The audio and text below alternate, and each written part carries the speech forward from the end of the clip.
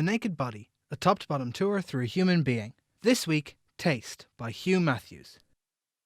If you look at the tongue, you can see fleshy bumps called the lingual papillae.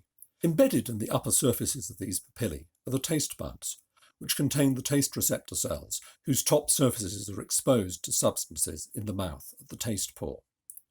The human tongue can respond to 5 basic taste qualities: sweet, bitter, sour, salt, and, more recently, we've discovered umami, the taste of meaty foods and glutamate.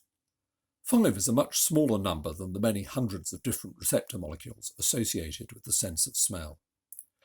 These 5 different tastes can be divided into 2 categories. Sweet, bitter, and umami tastes are only triggered by very complex molecules, while salt and sour are triggered by charged atoms, called ions, of sodium and hydrogen respectively. That's because table salt is sodium chloride, and the amount of hydrogen ions in something is a measure of how acidic or sour something is. The complex molecules require specific receptors formed by joining together 2 half receptors in the taste cell membrane, like 2 puzzle pieces coming together. But while there's just 1 pairing each to make a sweet or umami receptor, there are some 30 different bitter half receptors, and so many more possible pairings. This makes sense, as bitter substances are often potentially poisonous plant compounds, so the better early humans were at detecting poisons, the better. Agatha Christie's poison of choice, cyanide, tastes like bitter almonds.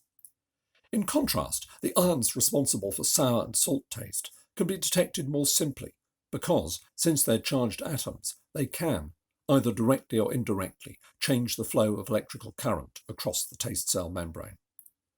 The receptor cells detecting each taste quality are distributed rather uniformly over the tongue.